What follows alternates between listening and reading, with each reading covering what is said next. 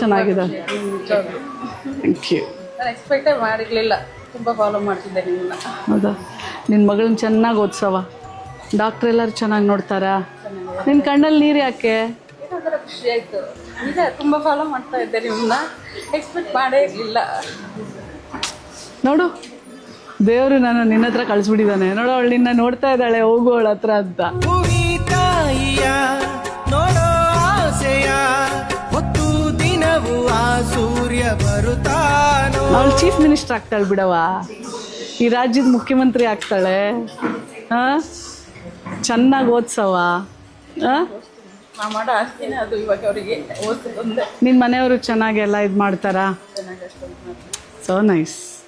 ಅಳ್ಬಾರ್ದವ. ಕನಿ ಕೇಳದೇನು ಕೇಳಯ್ಯ ನೀನು, ತಾಯಿಯದೆ ಕೂಗನು.